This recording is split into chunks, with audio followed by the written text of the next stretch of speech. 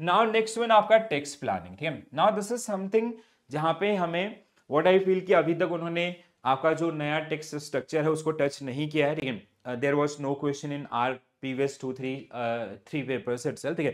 तो यहाँ पे हो सकता है दे कैन आस्क यू, आपका मतलब टू स्ट्रक्चर्स आर इंपॉर्टेंट, हमें दो चीजें याद करनी पड़ेंगे। एक तो आपका जो फाइनेंशियल ईयर 24-25 का जो टैक्स स्लैब्स थे, और आपका जो अभी यूनियन बजट 25-26 के जो टैक्स स्लैब थे वो, ठीक है। क्योंकि अगर उन्होंने case study they the that is for 2 marks and if you know the sequence, और उसको याद करना बहुत आसान है, ठीक है। So you just have to calculate the taxable income and all, standard deduction and all. You have to apply those particular one. So for sure I'll be coming with those kind of question also. जब हम लोग कल discussion करेंगे तो वहां पे हम लोग वो चीज भी आपका इंक्लूड करेंगे, ठीक है। Apart from that we have some theoretical aspect of this taxation, जहां पे one question will for sure for 2 marks will be based on आपका कैपिटल गेन टैक्स, ठीक है। Capital gain is very very important from this particular one आपका, ठीक है। So आपका क्या क्या है इसमें, फाइनेंशियल ईयर, असेसमेंट ईयर, बहुत बार पूछा जाता है what is the difference between financial and assessment year, ठीक है। Then we have concept of previous financial years, residential status of income, again this is very important part, ठीक है। Then we have income heads आपका, ठीक है। There are 5 heads of income, accounts में हमने पढ़े थे, अगर आप लोगों को याद होंगे, वहां तो हेल्प नहीं किया, यहाँ जरूर करेंगे, ठीक है। इसके अलावा आपका देखो यहाँ पे जैसे ये जो पुरानी टैक्स रजीम है वो दिए गए हैं, बट अभी के लिए हमारे लिए जो नए होंगे तो ये इररिलेवेंट हो जाएगा, बट नए को हम लोग पढ़ेंगे, ठीक है। Investment product offer tax, state planning, और आपका कैपिटल गेन, लास्ट सब topic is very very important one, ठीक है। चलो अब एक बार जल्दी से इसको स्टडी करते हैं। Classification of tax structure in India, so we have direct taxes, indirect taxes, ठीक है, this we know very well, ठीक है। सो डायरेक्ट टैक्सेस आपका which cannot be we cannot share the burden of the direct taxes to someone else, ठीक है। जैसे income tax, corporation tax, तो जिसने अर्न किया है they are only going to make the payments in all, ठीक है। मतलब उनके टैक्सेस के ऊपर they only pay the things in all, ठीक है। बट इन केस ऑफ आपका indirect taxes, their burden generally shift from आपका one person to another, manufacturer to consumers basically. We have so many indirect taxes आपका, they got clubbed in one nation one tax, most of the taxes, and that is generally known as GST, ठीक है। तो यहाँ पे आप लोग इसको थोड़ा सा एक बार देख लेना, ठीक है। और आई होप सबको अब ये चीजें याद भी हो गई होंगी, ठीक है। Financial year and assessment year आपका ये जानते हैं हर कोई, ठीक है। जैसे करंट आपका if you do your tax filing by own, I hope सब लोग खुद से करते होंगे टैक्स फाइलिंग आपका, ठीक है। So when you log in to the income tax department, they will ask you for the assessment year. So what will be your assessment year, it will be आपका 2000 आपका 25-26 आपका, ठीक है, that is your assessment year. And आपका financial year will be 2024-25, ठीक है। So basically financial year is the year in which we earn the income, ठीक है। सो आपका फाइनेंशियल ईयर क्या है, जहां पे हमने इनकम अर्न करी है। तो हमने इनकम अर्न करी थी आपका कहां पे, 24-25 में, 1 अप्रैल से 31 मार्च आपका, ठीक है। Now we are paying taxes आपका यहाँ पे, so that is generally known as assessment year, ठीक है। नेक्स्ट ईयर आपका व्हेन इट कम्स, जैसे इस साल आपका अप्रैल से 26 मार्च 31 मार्च तक आपका, ठीक है, that will become your financial year, and assessment year will become आपका 26-27, ठीक है। तो बेसिक सा आपका लॉजिक है, और इसमें कोई भी आपका रॉकेट साइंस नहीं है, ठीक है। So financial year आपका in which income is earned by the individual company and others.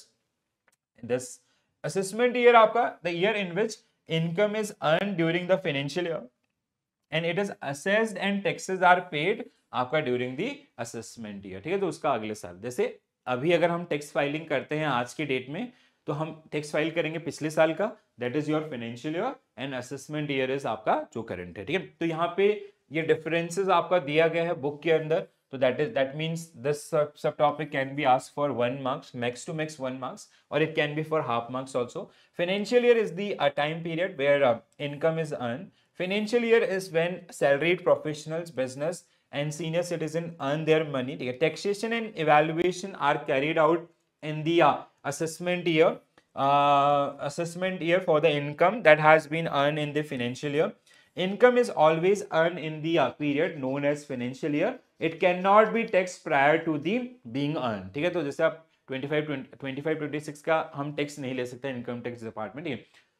Assessment year the follows the financial year and period in which taxes are written and filed. Assessment year is the time when income that has earned in the financial year get evaluated आपका, जहां पे हम ITR file करके returns लेते हैं all. Income tax return form are specialised form for the evaluation and taxation. After money has been earned by an individual, it will be evaluated for the purpose of taxation, and the later this is generally known as assessment here. Very simple one. I hope everybody knows around these things. चलो next one, residential status आपका. This is again very important, हाँ. Please take it seriously, ठीक है. So residential status, for the residential status we have two laws. One is आपका FEMA Act 1999, ठीक है, और another one is आपका income tax act 1961, ठीक है. तो दो तरीके से आपका जो हमारा रेजिडेंशियल स्टेटस है वो डिफाइन किया जाता है, टैक्स पर्पसेस के लिए या आपका नॉर्मल उसके लिए, ठीक है. तो अब यहाँ पे अगर if it is around the taxation तो it will be led by the income tax act 1961, ठीक है. So the individual taxability of a person depend on the residency status as per the income tax and is not to be confused with the individual citizenship in India. An individual may citizen of the country but will not consider but will be considered as non-resident as per tax guidelines or vice versa, ठीक है, जैसे यहाँ पे हो रहा है, ठीक है. तो as per the Income Tax Act 1961, an individual tax assessee may be classified resident, not ordinary resident, RNOR, ठीक है, आपका नॉन रेजिडेंट, ठीक है. सो डिफर आपका अलग अलग उसमें, ठीक है, जैसे यहाँ पे कुछ रखा गया होगा, ठीक है. सो इन आपका जैसे स्टेटमेंट्स, ठीक है. So as per section 2 subsection 31 of income tax act 1961, a person would be anyone who is, मतलब पर्सन की डेफिनेशन इज आपका individual, HUF, company, firm, association of persons, a local authority, आपका इवन आर्टिफिशियल, एवरी आर्टिफिशियल और judicial person who is not included in आपका above mention, ठीक है. Who can be person, ये ध्यान, ये बहुत इंपॉर्टेंट चीजें, छोटी छोटी चीजें, आपका ये सेक्शन आपको याद रखना है, ठीक है. And you have to remember these particular, ठीक है. Who can be person as per the income tax act, तो ये आपकी लिस्ट है पूरी, ठीक है दोस्तों, समझ में आ रहा है सबको, ठीक है, ध्यान रखेंगे. अब यहाँ पे आते हैं रेजिडेंशियल स्टेटस के ऊपर, ठीक है.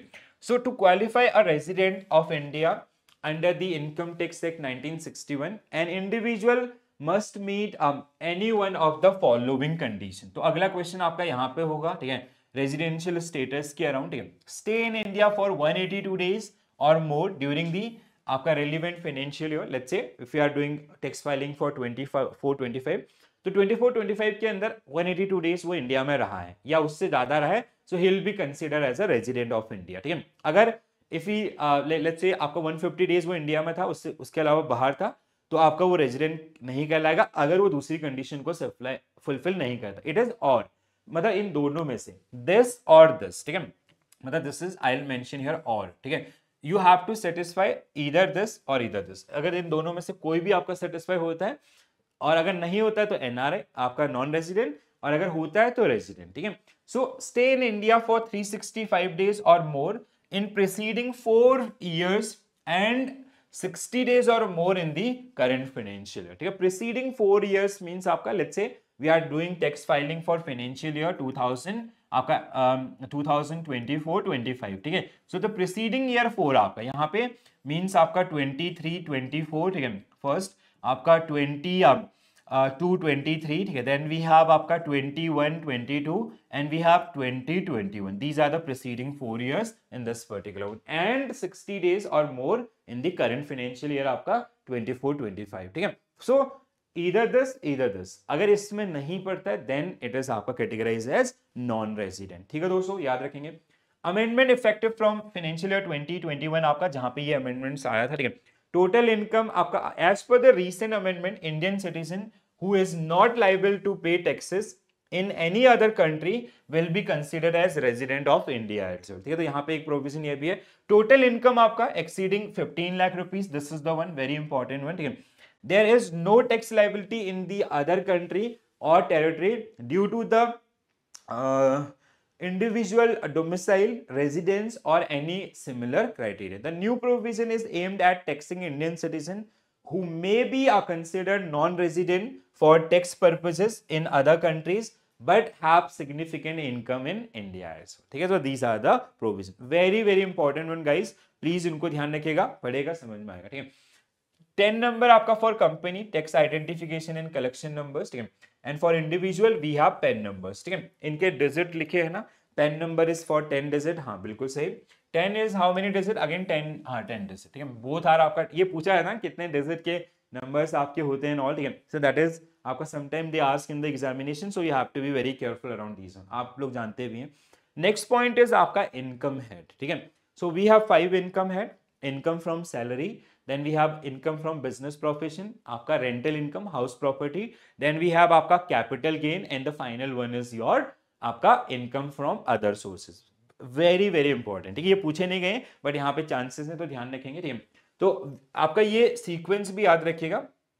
Income from salary, income from house property. ठीक है, आपका हाँ this comes at second, sorry. ठीक है, प्रोफेशन एंड गेन, आपका income from capital gain and आपका अदर सोर्सेज. ठीक है, so these 4 are very simple. Salary income, जैसे हम लोग हैं सैलरीड पर्सन. ठीक है, income from house property, any rental income आपका which we are getting.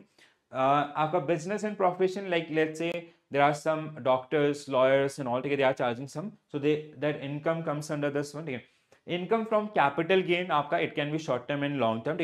So let's say we made some investment in equities and we gain some profit, then we have some tax liability.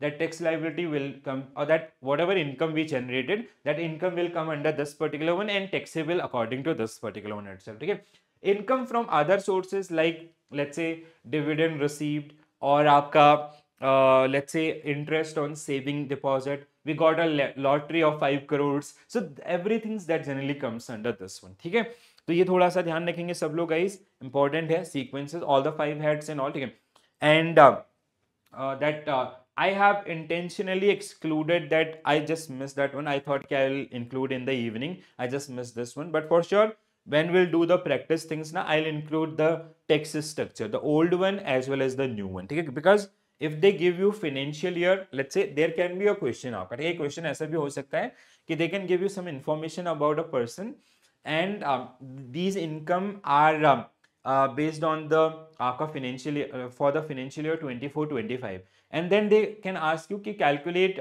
आपका tax liability of this particular person as per the new आपका tax regime. अब now new tax regime for financial year 24-25, not for this. ठीक है, इस तरीके से. और अगर वो आते हैं कि this is the expected income of the person ABC for the financial year 25-26, if you have to compute the overall taxable income as per the new tax regime, और द कंपैरिजन पे नहीं जाएगा, वैसे इतना ज़्यादा टाइम नहीं है हमारे पास, but still that can be your area. ठीक है, तो इस तरीके से we will, I will definitely come up with the questions, so we will practice those per. Standard deduction, I hope everybody knows, on salaries income it becomes 75,000, earlier it was 50,000. तो छोटी छोटी चीजें जिनको भी आपको ध्यान रखना है. ठीक है, now the capital gain, very very important subtopic. ठीक है, every time you'll see question around this particular one. ठीक है, what is capital gain, everybody knows. ठीक है, कैसा, simple सा. let's say we invested 5 lakh rupees in some securities, जैसे हमने shares खरीदे 5 लाख रुपए के, and we buy these particular one and we sell these particular one. ठीक है, so we sold it for let's say 8 lakh rupees. ठीक है, that means your profit, the difference between this, your profit is how much, 3 lakh rupees. We earn 3 lakh rupees from this particular investment, and this is your capital gain. ठीक है, now it can be short term, it can be short term, it can be long term. Short term is something if it is a case of shares, अगर ये shares का case है तो आपका less than 1 year, more than 1 year. But if it is a case of properties and others, तो we have 36 months short term, more than that आपका long term. Long term capital gain will be less at less rate compared to short term capital gain. ठीक है, तो जैसे income from the capital gain included both long term capital gain and short term capital gain derived from the sale of this assets आपका, जैसे हमने दिया according to section 45 of the income tax act, profit or gain arising from the transfer of capital asset during the previous years and are taxable under the capital gain tax provision. ठीक है, that means transfer means you buy, you sold to someone else, there is a transfer. ठीक है, this applies to both sale of physical asset, property and all, and आपका other capital asset like shares, mutual fund and all. Money or assets received by the SSC taxpayers from the insurer during the previous year due to incident like flood, typhoon, आपका typhoon और आपका hurricanes, earthquakes, civil disturbance, riots and all these are the one, ठीक है, are also subject to आपका capital gain taxes आपका, ठीक है. So we do have special provisions for capital gain itself. There are some areas rules कि कहाँ पे कितना लगेगा and all, ठीक है, that will also come, ठीक है. How you will calculate that particular one, तो this is the formula, ठीक है. तो थोड़ा सा इसको प्रैक्टिस कीजिएगा दोस्तों.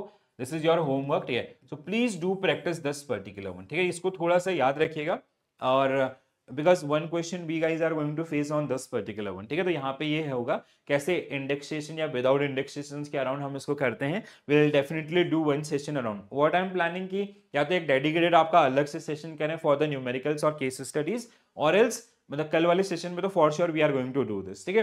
तो जैसे शॉर्ट टर्म कैपिटल गेन आपका, लॉन्ग टर्म कैपिटल गेन, ठीक है. सो आपका in this case index related things आपका we have index cost acquisition, indexes cost of improvements आपका. So these are some formulas which we have to apply while we calculate the capital gain itself, ठीक है. So we will be practicing this one.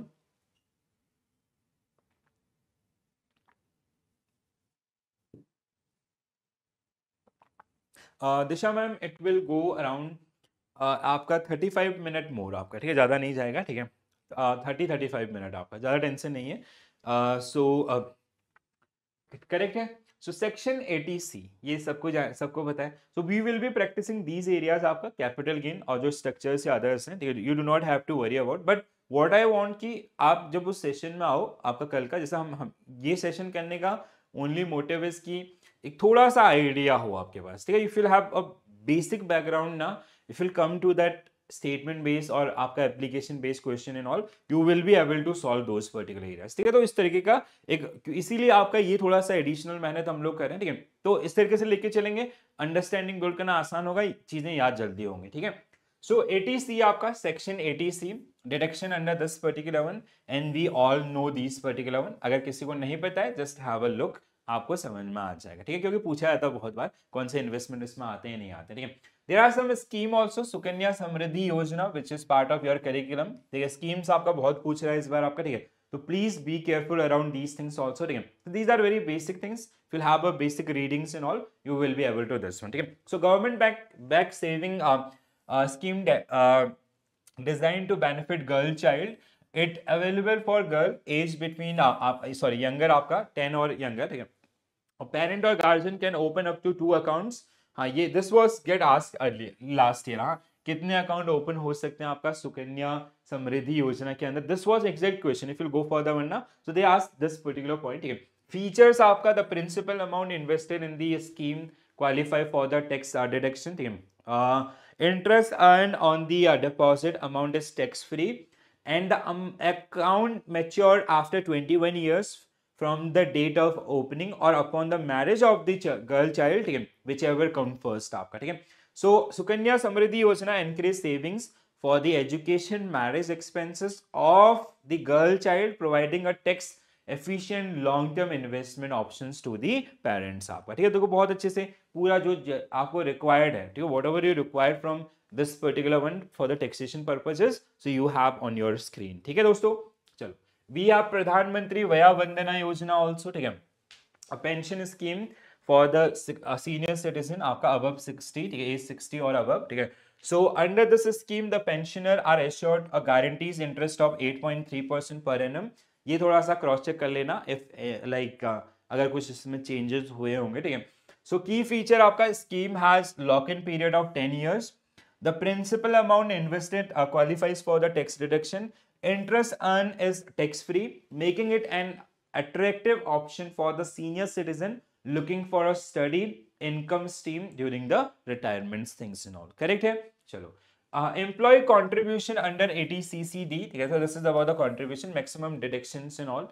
So ये सारे sections आपके लिखे गए हैं, ठीक है. सेक्शन 54, हाँ ये थोड़ा सा इंपॉर्टेंट सेक्शंस हैं व्हाट आई फाउंड, मतलब जो पिछले सालों में आपके टेस्ट किए गए बहुत बार, ठीक है. So please go through this, ठीक है. Section 54 exemption of on sale of house property on purchase of another house property, long term capital gain is exempted in case of sale of house property by investing in up to 2 house properties against the earlier provision of 1 house property. ठीक है, so section 54 और income tax act, all these belongs to the IT Act 1961. ठीक है, so let's say if you have a house, you sold that particular house and your capital appreciation or capital gain is supposed at 30 lakhs. Now what you did, आपने वो 30 लाख रुपए कहीं और नहीं लगाया. The overall value what you get, you purchase one another house. ठीक है, so in this particular case you got this kind of benefit. Section 54 आपका, ठीक है. Section 54F आपका exemption on capital gain on sale of any asset other than a house property above. ठीक है, so house property. The above section is available when there are capital gain from the sale of long-term asset other than the house property. The entire sale consideration to be invested or not only capital gain to buy a new residential house property to claim this exemption and all. ठीक है, section 45 है.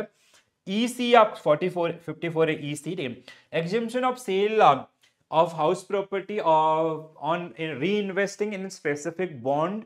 ठीक है, specific bonds आपका. ठीक है, exemption is available under section 54 EC when capital gain from sale of the first property are reinvested into a specific bonds up to आपका 50 lakhs. ठीक है, it is up to 50 lakhs आपका. ठीक है, the money invested can be redeemed after 5 years but they cannot be sold before the lapse of 5 years from the date of sale. ठीक है, तो capital gain आपका exemptions जो आपके हैं, we have 3 major sections, section 54, section 54F and आपका section 54 EC. ठीक है, तो बहुत बार आपको एग्जामिनेशन में देखने के लिए मिलेंगे, तो ध्यान रखेंगे.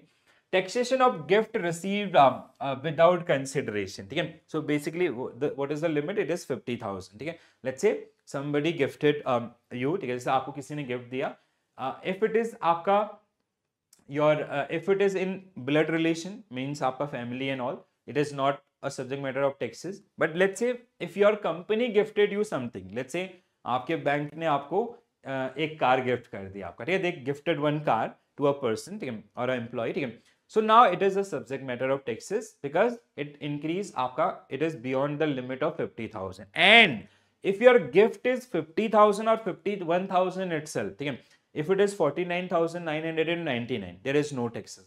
But if it is 50,000 or 50,001 rupee itself, you have to pay taxes on the entire value. ठीक है, तो इस तरीके से ध्यान रखें.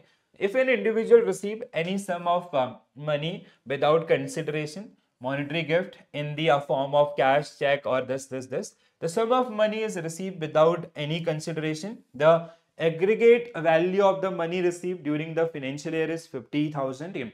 In both these conditions, आपका it is a subject matter of taxes and it will come under the income from other sources. ठीक है, and it is the in general आपका it is subject matter of 30% or what. ठीक है, it depend on the tax slab आपका वैसे. ठीक है, तो जैसे लॉटरी आपका लग जाता है या अदर्स कोई भी ऐसा सिचुएशन होता है. सेक्शन 24B आपका. ठीक है, जो होम बायर्स आपके हैं उनके लिए 2 लाख रुपीज तक का रिबेट यहाँ पे है.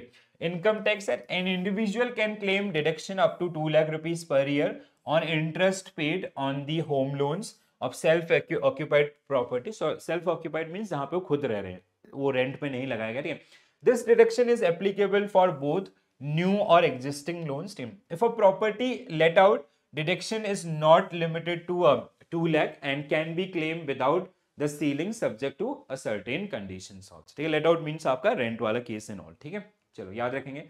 ATEE आपका deduction on education loan. Again there is no bar आपका, whatever interest you are paying. Let's say you have paid 5 lakh rupees interest during that particular financial year, entire amount is आपका deductible. ठीक है, so ATEE आपका income tax deduction of 50,000 can be claimed on interest paid at, अच्छा okay, it is ATEE आपका. ठीक है, that is ATEE आपका. Housing वाला is ATEE ना आपका,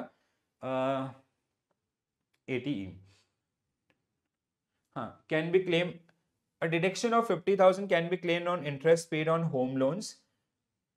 No, it is not home loan, it should be education loan. ATEE और आपका, is there any difference between ATE or ATE? I just have to check this one. I got confused with this one. Anyone who want to add something? ATE or triple E? What AT triple E? I'll check. हाँ, AT triple E. It is AT triple E. ठीक है. So AT triple E. Okay. Under section this individual 80 EEA आपका, ठीक है, education वाला is 80 EEA, ठीक है, 80 double EA आपका, ठीक है, इट इज आपका, ठीक है, up to 1.5 lakh on home loan interest payments, over above this 2 lakh rupees. No, it is not 80 EEA. What was the section here? I just missed that particular one.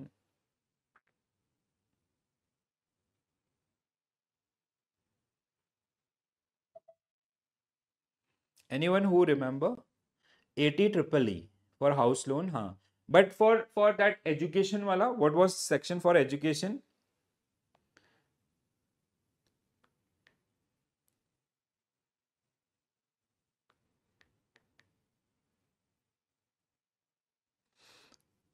अच्छा, okay, it is 80E आपका ना, 80E आपका, ठीक है, so 80E is आपका education, yes yes yes, हाँ बिल्कुल सही, ठीक है, these statement are 100% true, there is आपका कोई भी ऐसा इसमें इशू नहीं है, ठीक है, these statements are 100% true.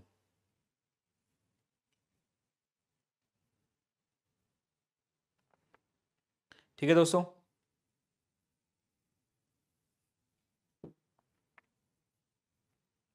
Yes yes yes, हाँ बिल्कुल सही, 80E is for education and this is आपका 80E आपका income tax, a deduction of 50,000 can be claimed on interest paid on home loans.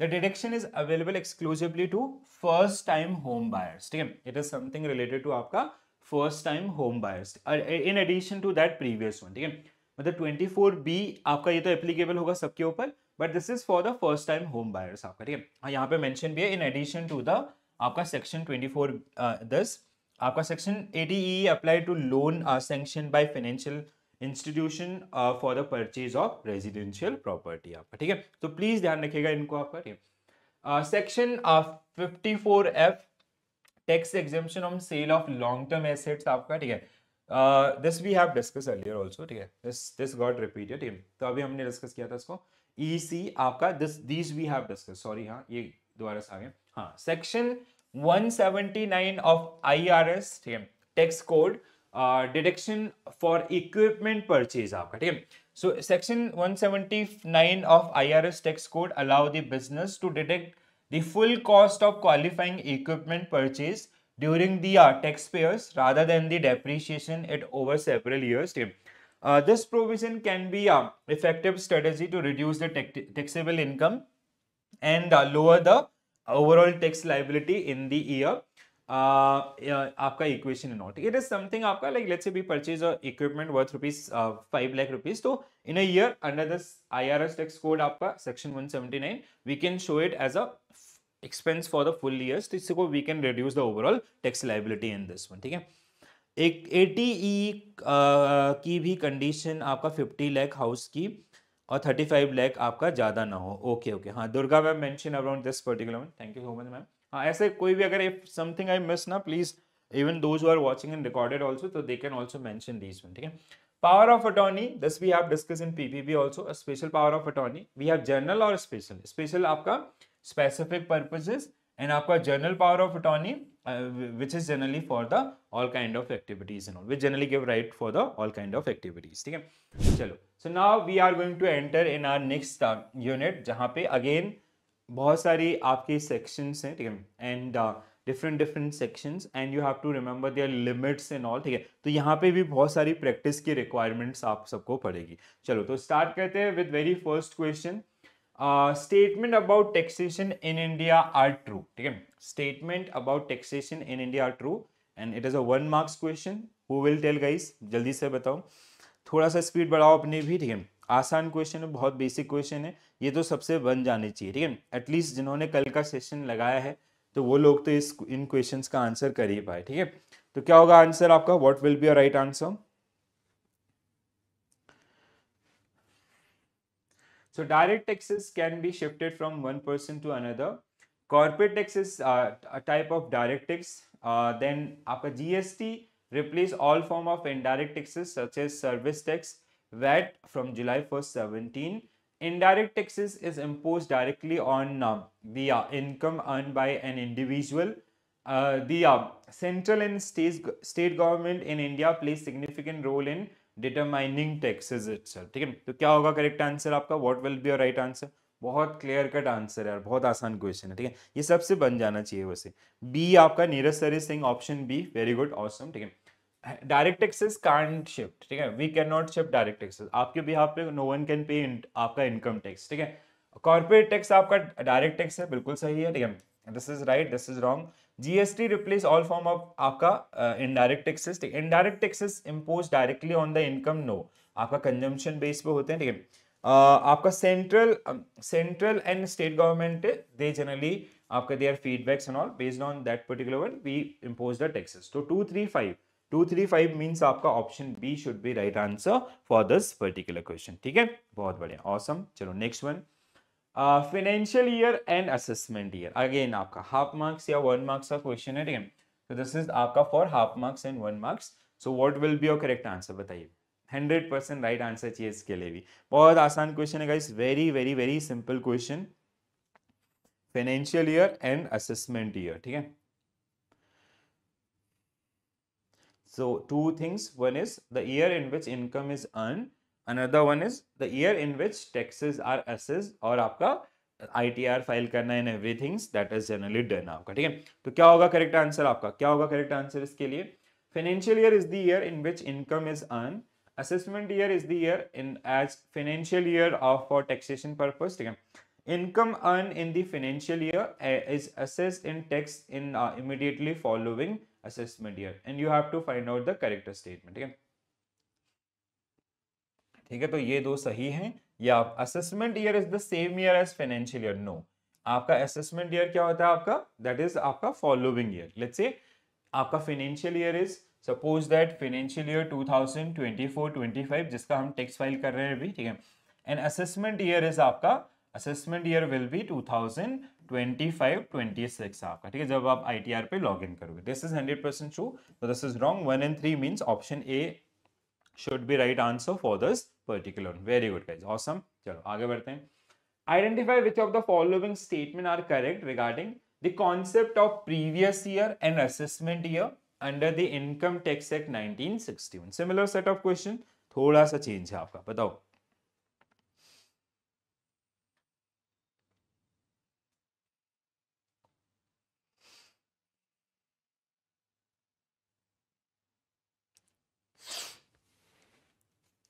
और किसी की कोई जेनरिक क्वेरीज हैं तो आप अपनी जेनरिक क्वेरीज भी लिख सकते हैं, ठीक है।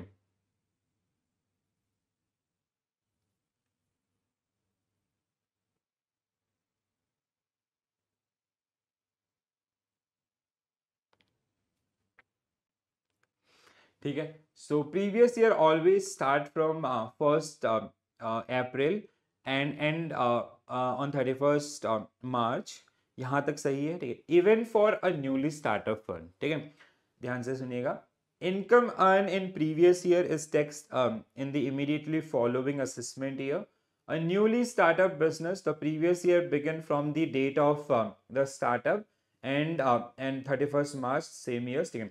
Assessment year is the previous assessment in previous years are always different without any exceptions, ठीक है। In certain cases like shipping income of non-resident or discontinued businesses, income is taxed in the same years it is earned आपका, ठीक है। क्या होगा correct answer, okay, I'm getting variety of answer but I'll go with option D. Why option D? Previous year start from this, यहाँ तक सही था, if it comes to the only previous year आपका basically तो आपका है, but the second statement ना, even for a newly startup company, let's say you make a startup on 1st October, so your previous year will be आपका 1st October to 31st March, ठीक है, that make this statement wrong. Income earn in previous year tax in immediately the following, true आपका, ठीक है। Statement 3 आपका, for a newly set up business the previous year began from the date of startup and on 31st March आपका of the same years, ठीक है, this is true आपका, ठीक है। Assessment year and previous years are always different, बिल्कुल correct है आपका, ठीक है, इसमें कोई sorry, assessment year and previous year are always different आपका, ठीक है। असेसमेंट ईयर क्या है आपका, assessment year and previous years are always different, ठीक है, इसका क्या कहेंगे हम लोग आपका, ठीक है, ये आप दिस इज रॉन्ग आपका, ठीक है। असेसमेंट ईयर, हाँ मतलब सही, रॉन्ग है क्या, हम इसमें कहना क्या है, ठीक है। असेसमेंट ईयर जिसमें टैक्स पे कर रहे हैं, प्रीवियस ईयर आपका जहाँ पे इनकम जनरेट हो रही है। In certain cases like shipping income of non resident और discontinued business, it can be a same year, 100% true. तो आपका 235 आपका, that's why option D is the right answer for this particular one. Yes, हाँ बिल्कुल सही दोस्तों, ठीक है। तो ध्यान रखेंगे इसको, आपका इंपॉर्टेंट है, कई बार आपका छोटे छोटे एप्लीकेशन बेस्ड आपका कि स्टार्टअप डेट से स्टार्ट हुआ and all, so what will be the previous year. So अब ऐसा नहीं कि फर्स्ट से ही स्टार्ट होगा, that date of startup will be consider in that particular case आपका, ठीक है। चलो आगे बढ़ते हैं, next one. Consider the following statement regarding residential status under the income act, ठीक है। रेजिडेंशियल स्टेटस आपका,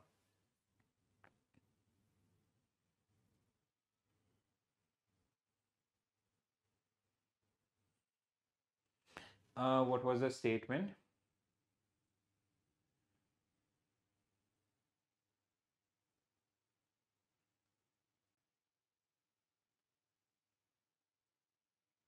विदाउट एक्सपेक्टेशंस, सॉरी एक्सेप्टेशंस मींस आपका it should be in general आपका, ठीक है। इन जनरल जैसे कुछ केसेस आपके हो सकते हैं, जैसे लाइक आपका स्टेटमेंट 5 वाला जो एरिया है ना, that can B one exception in that particular case. हाँ वेरी नाइस, हाँ बिल्कुल। Previous year and assessment year किस केस में सेम होगा? दैट आपका जैसे एक सिचुएशन था ना, ये वाला, कौन सा, ये वाला, ठीक है। इन सर्टेन केसेस आपका शिपिंग कंपनी, जैसे कोई आपका दैट इज लाइक जैसे कोई डिसकंटिन्यूएशन ऑफ बिजनेस आपका है, ठीक है। सो इन दैट पर्टिकुलर सिचुएशन, जैसे there is a discontinuation of business in the month of let's say आपका सेकंड क्वार्टर और थर्ड क्वार्टर इटसेल्फ, ठीक है, वो बिजनेस ही पूरा बंद हो रहा है, ठीक है। इन दैट पर्टिकुलर केस आपका that will be a same case. Kamini ma'am, this is the one, ठीक है, जो आपका जो क्वेश्चन है ना, that statement 5 that generally justified that particular answer, ठीक है। करेक्ट है मैम, अंडरस्टूड। अगर कोई डाउट है तो प्लीज बताइएगा। चलो नेक्स्ट क्वेश्चन पर बढ़ते हैं फिर।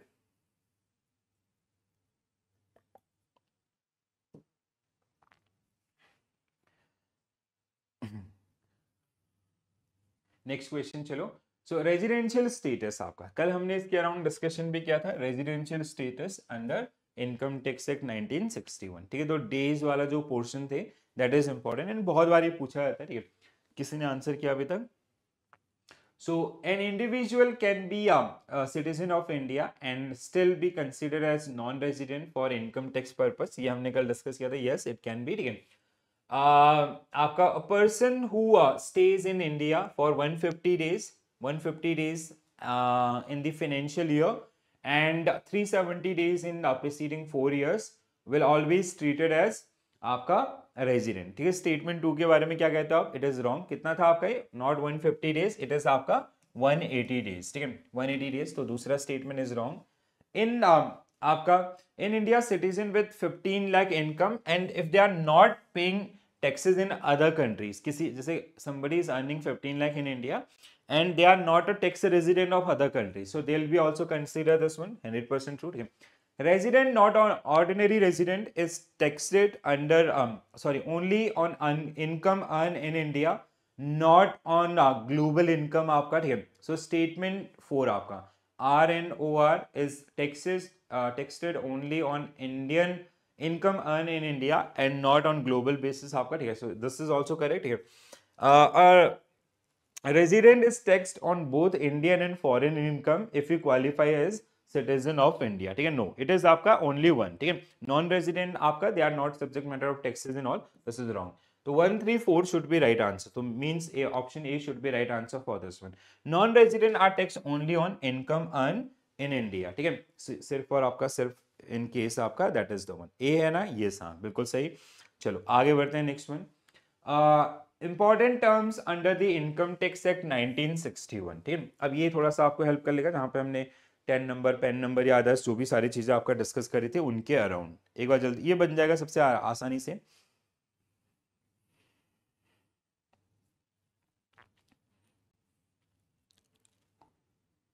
रीडिंग का हैबिट डाल लीजिए, ठीक है, बढ़िया से आपका।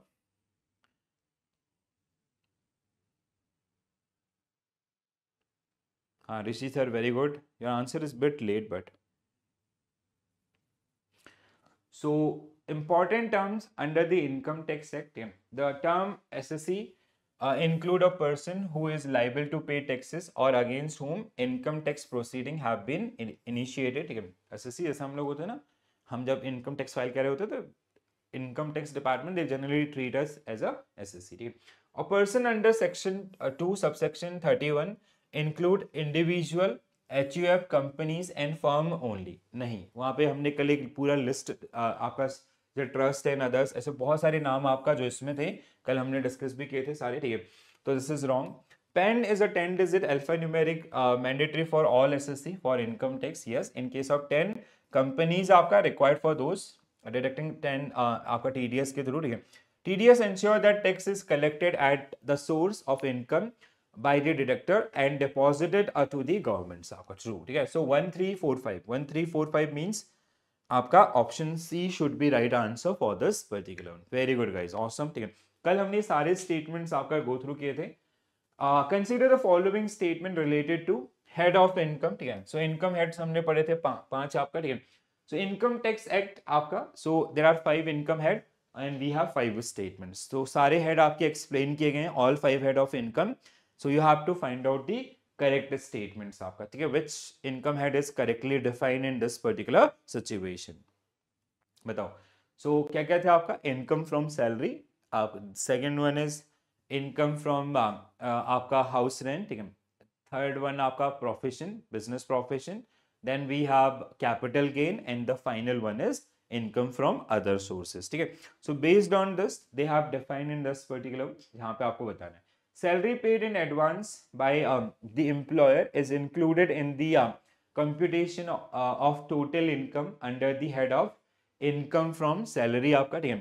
No, it is आपका किस में आएगा? Income,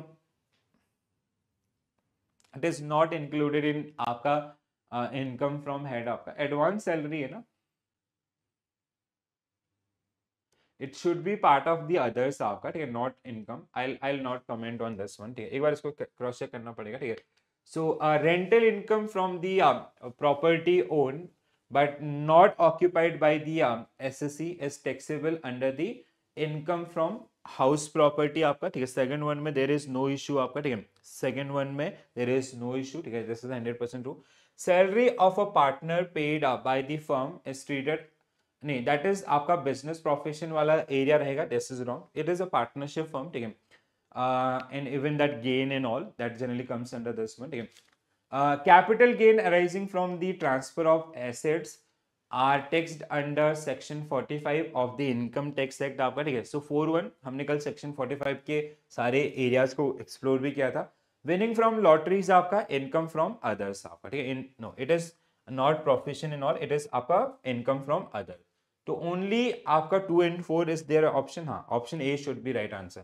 दिस इज आपका advance salaries are not part of the salaries, I guess, ठीक है. मेरे को जितना याद है आपका, ठीक है. A should be right answer for this one. Correct है. Salary paid in advance is not included in the income head. अच्छा, ओके, यहाँ पे mention, I just cross check this one. आपका सेकंड क्वेश्चन तक आप देखिए, ठीक है. Salary paid to a partners firm आपका बिजनेस एंड प्रोफेशन हो जाएगा, ठीक है. एंड दिस फिफ्थ वन आपका विनिंग लॉटरीज आपका income from other sources. I cross check one. Till that time you have to go through the statement two, ठीक है. Advance salary comes under which head?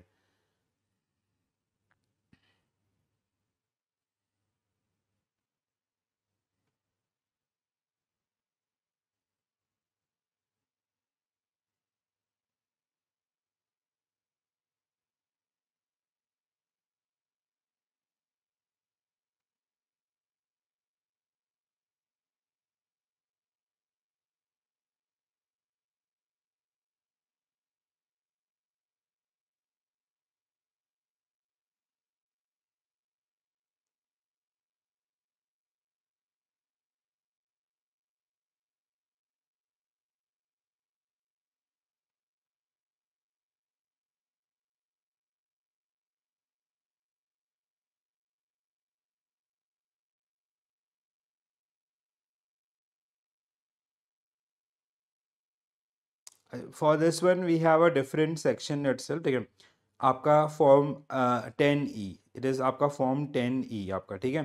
So this is not part of the all the head of income and all, income heads के अंदर ये आपका आता ही नहीं है, it is part of 10E आपका, you have to file a 10E different one आपका, ठीक है।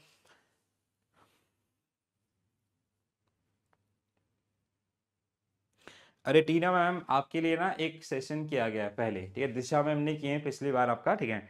तो जो पिछली बार वाला सेशन है ना, आप उनको देख लो एक बार, ठीक है। तो वहाँ पे आपको सारे इजी क्वेश्चन मिल जाएंगे, छोटे छोटे क्वेश्चन आपका, ठीक है। तो वो मॉड्यूल वाइज आपका है, वो उससे आपको, बट एग्जामिनेशन में उससे हेल्प नहीं होगा फॉर श्योर। आई मतलब देखो, अभी जो एग्जामिनेशन का लेवल है ना, दैट इज टोटली डिफरेंट आपका, और हमें एग्जाम को क्रैक करना है, हमें मतलब जो सेल्फ सेटिस्फेक्शन है उसमें नहीं, एग्जाम से आएगा सेल्फ सेटिस्फेक्शन। चलो बताओ, रीड इन्हीं में से आपको छोटे क्वेश्चन में मिलेंगे, हाफ मार्क्स 1 मार्क्स इन्हीं में से बनेंगे, ठीक है। So read the following statement about the state planning through will and trust carefully and identify the correct one. Anyone who want to answer this? Okay, we got आपका A आपका, ठीक, इस तरीके के कुछ आंसर्स आपके आए हैं, ठीक है। So a will must be written on stamp, no it can be आपका on plain paper also, ठीक है, कोई जरूरी नहीं कि stamped ही हो, ठीक है। सेकेंड वन आपका executor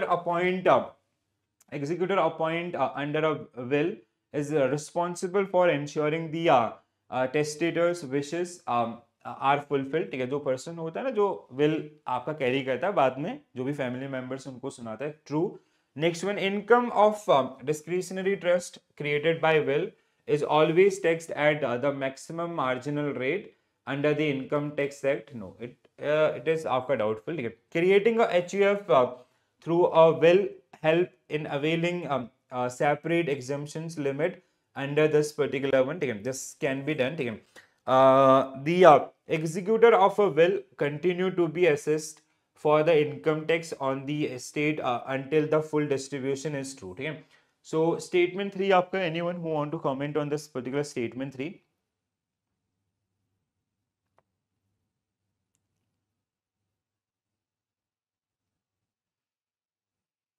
There was some section around this, ठीक है। So I'll just check the answer ना। A is the right answer for this one, ठीक है। A means आपका this is the right answer, means 2, 3, 5 are correct statement. This is also wrong. This is also wrong, ठीक है।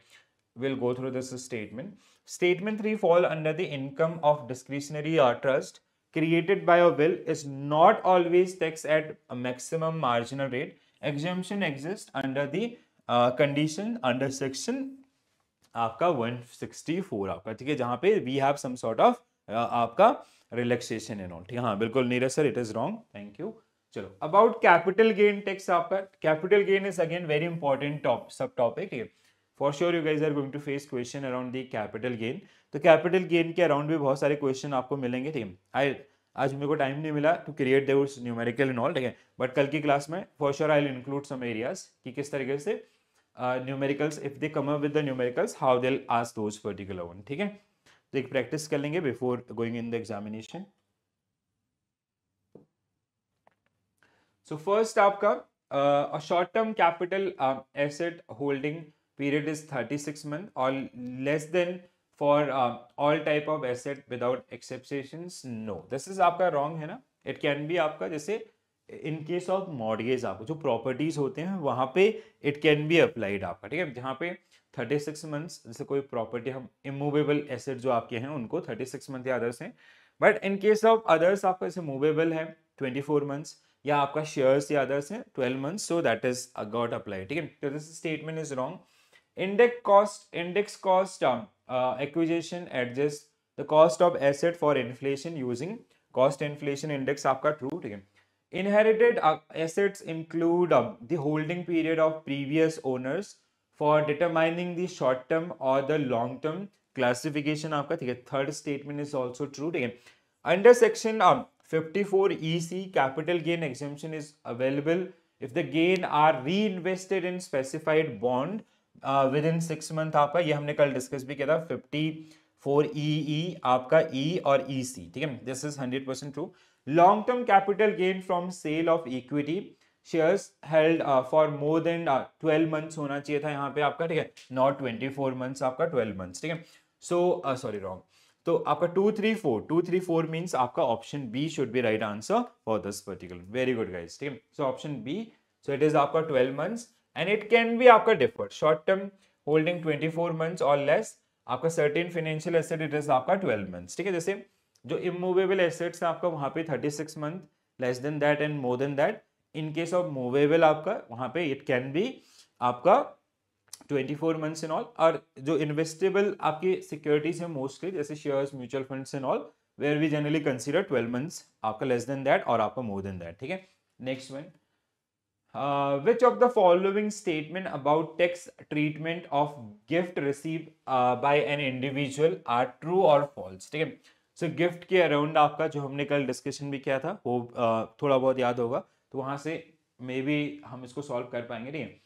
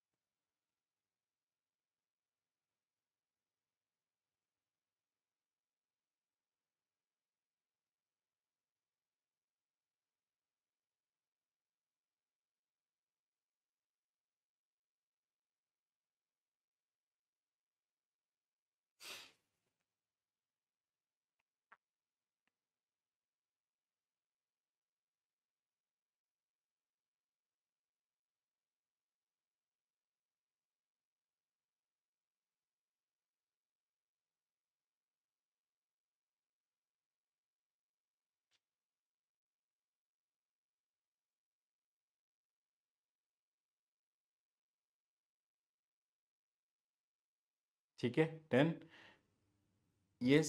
अब देखो, any sum of money receive without consideration exceeding 50,000 in a year is taxable. तो पहला statement तो हमारा 100% आपका correct है, ठीक है। First statement is right.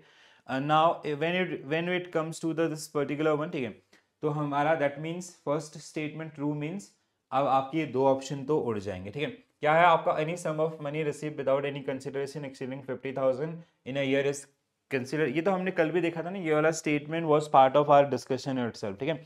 तो ये दोनों तो हमारे चले जाएंगे, अब हमारे पास बचे हैं दो ऑप्शन, ठीक है।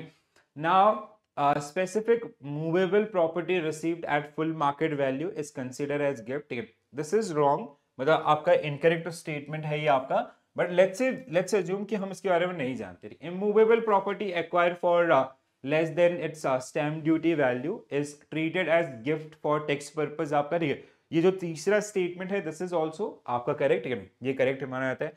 Monetary gift received by the cheque और draft are exempt from the tax regardless of the amount, no. मतलब इफ इट इज आपका 50,000 and above they will be consider as gift आपका, ठीक है। तो वो कहीं ना कहीं आपका गलत कर देता है स्टेटमेंट को, ठीक है। Movable property received without consideration is classified as gift of movable property, आपका स्टेटमेंट 5 इज ऑल्सो करेक्ट, ठीक है। लेट्स से अगर हमें ये तीन चीजें भी पता है ना, या 1 3 आपका, so 1 is true, second one is आपका, सेकेंड वन इज हाँ दिस इज आपका रॉन्ग, तो आपका 100% D should be right answer for this one. Third one is true, ये देखो अब एलिमिनेशन से भी ना you can solve this particular, D should be right answer for this one, not C, ठीक है। D should be right answer for this one, ठीक है। तो ये थोड़ा सा स्टेटमेंट्स है आपका जिनको गिफ्ट टैक्स से रिलेटेड, कुछ स्टेटमेंट हमने कल पढ़े थे, कुछ आपका उसमें नहीं थे, तो जो यहाँ पे आपके रखे गए हैं तो इनको थोड़ा सा ध्यान रखेंगे ना, और स्टेटमेंट्स और एलिमिनेशन को भी थोड़ा सा लगाएंगे तो that will help you out, ठीक है।